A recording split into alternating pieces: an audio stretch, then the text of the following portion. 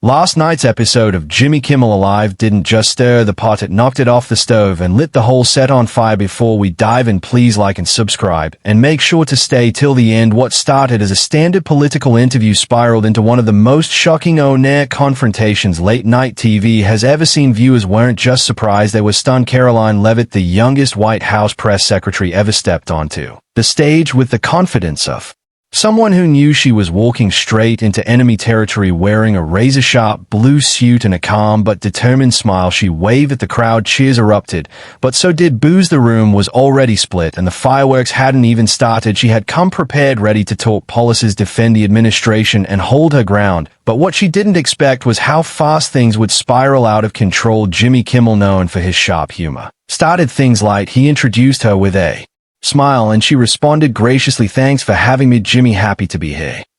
At first, the interview was steady. They touched on safe topics like gas prices, student loans, and the economy. Karoline answered with a calm, composed tone of someone used to standing at the White House podium. Her words were clear, direct, and carefully measured, but you could feel the tension building by the second. And then the bomb dropped. Kimmel leaned forward with a smirk and asked, "Do you actually believe the stuff you say at those press briefings, or is it all just acting?" The audience howled with laughter, but Karoline didn't flinch. She kept her smile tight and answered, "I speak for the president and the American people. I share facts even if the media chooses to ignore them."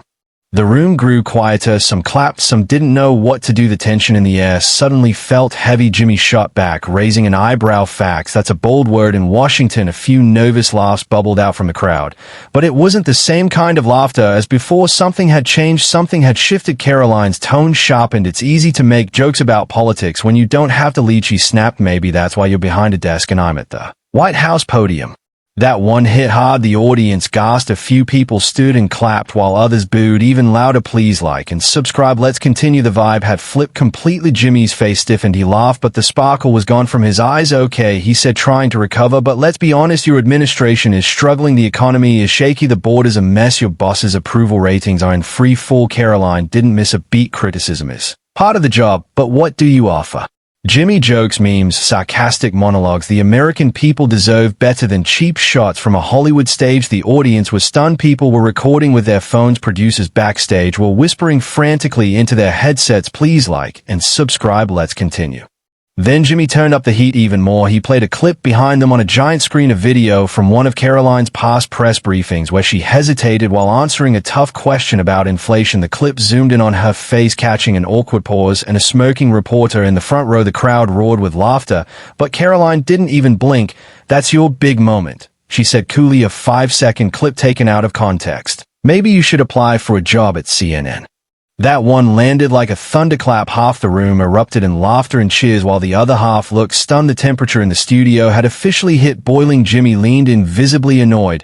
"Now you always talk about context," he said. "So what's the context for misleading people? What's the context for defending chaos?" The tension was unbearable. Karoline didn't back down an inch. "The context is this," she said, locking eyes with him. "Your show survives by keeping people angry and divided. You don't want answers, you want outrage. I came here to talk about policy, but you came here to win points and stir drama." Phones were up. The audience wasn't just watching a late-night interview anymore. They were witnessing a live political explosion on national television. A producer was overheard saying, "Should we cut to commercial?" But the director reportedly answered, "No, let it roll. This is gold." Karoline turned toward the crowd. "You don't have to agree with me," she said, "but don't let late-night comedians decide what's true. They're here to entertain you, not inform you." The room erupted into a mixture of applause and shouts. "It was beat him." Jimmy cut in, raising a hand. "Let me stop you right there," he said sharply. "If anyone's deciding what's true, it's the press secretary, dodging every real question." The crowd gasped again. Karoline snapped back without missing a beat. "Maybe if reporters asked real questions, I wouldn't have to dodge anything." The back and forth was no longer playful. It was a verbal war, and the crowd couldn't believe what they were seeing. The room fell into a strange, tense silence. All eyes were on Karoline as she leaned in, her voice calm but cutting through the noise like a blade. "Let's actually talk about facts, Jimmy," she said. "You talk about misinformation, but how many times have you twisted something on this show for laughs?" Gas echoed from the audience. Even some of the camera crew shifted uncomfortably. Jimmy blinked, caught off guard. "I'm a comedian," he said, trying to keep his voice level. "People come here for jokes, not a lecture." But Karoline didn't even flinch. She stepped right into the moment, refusing to back down. "And I'm the press secretary," she responded coolly. I don't get a laugh track when I share policy. I stand in front of a room full of journalists and answer hard questions day after day. You have the luxury of hiding behind a script. I don't. The audience murmured. Some people looked shocked. Others stared at Karoline like they were seeing her for the first time. Even Jimmy's usual crowd seemed unsure how to react to this version of her, sharp, confident, and absolutely refusing to be steamrolled. Please like and subscribe. Let's continue. Then Jimmy dropped the jokes altogether. The smile was gone. He stared straight at Karoline and asked, "Do you really believe you're helping people? Because from where I'm sitting it looks like all you do is spin for a president who can barely put a sentence together." The studio went absolutely silent. Please like and subscribe. Let's continue. Karoline's jaw tightened, but she didn't raise her voice. Say what you want about the president, she said, but at least is not sitting behind a desk throwing cheap insults to get applause. Leadership is hard. Mocking it from a distance is easy. And just like that, the entire room shifted again. You could feel the air leave the studio. Even Jimmy looked like he wasn't sure where to go next. This was no longer a segment. It was a standoff live on national TV. I invited you here for a conversation, Jimmy said finally, his voice edged with frustration. But clearly you came here for a fight. Karoline stood up slightly in her chair, her voice unwavering. No, I came here to defend the truth, but if that makes you uncomfortable, maybe you should stick to celebrity gossip and leave politics to the professionals. Boom, the studio exploded. Some people jumped to their feet and cheered wildly. Others booed louder than ever. Phones were pointed from every angle. Twitter, TikTok, and YouTube lit up instantly. Clips of the moment were already spreading like wildfire. A producer backstage was screaming, "Cut to commercial, we have to cut." But the director's voice rang back. "No, let it run, this is history." The cameras kept rolling, and Karoline, she wasn't done yet. She stood up fully now, pulled off her mic, and turned to face the stunned audience. "I came here in good faith," she said, raising her voice just enough to carry through the room. "But it's clear Jimmy isn't interested in a real conversation. He wants sound bites and viral moments. I won't be a prop in someone else's game." Jimmy tried to regain control. "Well, that was different," he muttered with a weak smile, but it was too late. The power in the room had shifted entirely. The damage had already been done, and it was all caught on camera as Karoline walked off the stage without looking back. The entire studio was left in shock. The crowd was split. Some applauded her as she left, others booed, but no one looked away. The tension, the fire, the clash, it was unforgettable. Within minutes, social media exploded. Hashtags like Yak Karoline Viru, Kimmel Docs, press secretary walkout, and late night meltdown were trending across every major platform. Clips of her walkout spread across Instagram, YouTube, and Twitter faster than anyone could keep up. Influencers, political commentators, and celebrities were already reacting. Some praised Karoline for standing her ground, others mocked her for walking off, but no one was ignoring what happened. The confrontation had become a national headline in a matter of hours. By morning, every major news outlet had picked up the story. Conservative networks hailed her as a brave fighter who stood up to media bullying. Liberal hosts called her overly defensive and accused her of dodging hard questions. The divide wasn't just political, it was cultural. At the next day's press briefing, Karoline returned to her podium as if nothing had happened. She was composed, prepared, and totally unfazed. When a reporter asked if she regretted walking out, she simply smiled and said, "No regrets, I showed up with respect. I left with my dignity." That quote alone made headlines everywhere. The press room fell quiet after she spoke. Then, without skipping a beat, she moved on to the next question, confident, calm, and totally in control. That same night, Jimmy returned to his show with a visibly different tone. "Not sure if I should thank Karoline for the ratings or apologize to my producers for the heart attack," he joked weakly. The audience laughed, but not as loudly as before. Something had changed. Producers started whispering about damage control. Some advertisers quietly backed away. One insider even admitted the walkout shook the brand. A few comedians came to Jimmy's defense, but others said privately he should have let her talk. That wasn't comedy, that was cornering someone on camera in an attempt to take back the narrative. Jimmy finally addressed the backlash in a serious tone. He looked straight into the camera and said, "I've always tried to use this platform to make people laugh and maybe also think, but I realize I crossed a line with Karoline. I was rude, I'm sorry."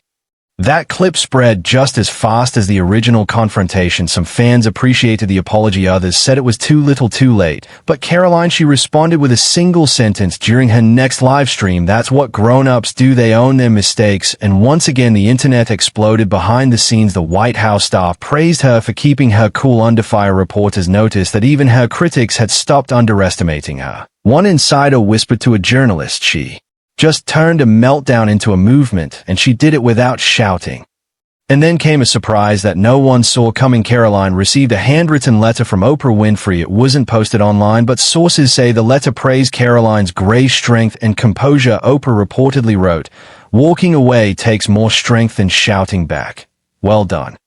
That moment sealed it. Karoline wasn't just trending, she was making waves that were changing how Americans looked at media, politics, and public conversations. And it didn't stop there. As the months passed, Karoline's name continued to dominate conversations across newsrooms, classrooms, and comment sections nationwide. What had started as a controversial clash became something deeper, a moment people used to reflect on how we listen, how we speak, and how we treat those with opposing views. She had become more than a press secretary. She became a symbol for speaking boldly in spaces where voices are often silenced. Her presence shook up traditional media and forced even longtime pundits to reconsider the role of comedy in political discourse on college campuses. Students on both sides of the aisle debated her now famous walkout. Professors included the incident in media ethics lectures. Public speaking coaches broke down her delivery and poise. Whether admired or criticized, Karoline was being studied. Seriously, the most surprising part, Gen Z, often known for their digital activism and quick judgments, didn't cancel her. They clicked follow. Her comment sections were filled with teens and young adults saying things like, "I don't agree with her, but she was real." And that took guts. In one viral moment, a young college student posted a side-by-side video. On one side, Karoline calmly walking off stage, on the other, a montage of various late-night hosts mocking politicians for cheap laugh. The caption read, "Only one person here acted like an adult."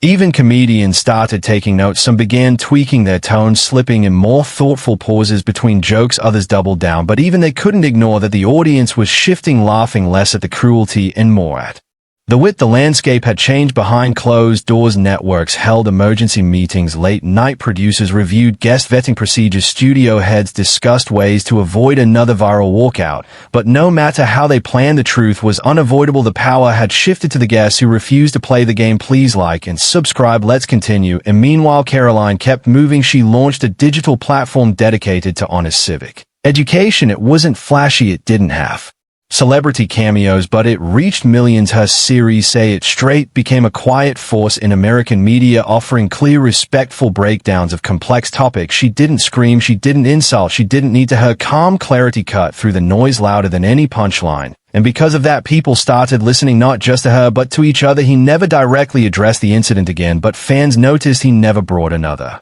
press secretary onto the show, and he never tried to corner another guest the same way again. The walkout had left its mark not just on Jimmy, but on the industry. Years later, when journalists look back at the moment, they didn't call it a meltdown, they called it a reckoning. It was a reminder that civility still has power, even in the loudest, messiest, most polarized arenas of modern media. And in Karoline, she never returned to late night. She didn't need to. Her message had outgrown the stage. She had proven that walking away wasn't weakness, it was strength, and that sometimes silence speaks louder than applause. In interviews, she would say that night didn't define me, but it revealed something. People are tired of noise, they are hungry for clarity, and the numbers showed she was right. Her audience didn't just grow, it transformed. The confrontation that could have ended her career launched something bigger, a movement, a message, a moment of clarity in a world full of shouting. And whether you admired her or disagreed with her, one thing was undeniable: Karoline Leavitt left the building, but her words stayed long after the lights went out. If you enjoyed the story, don't forget to like, subscribe, and leave a comment. We'd love to hear your thoughts.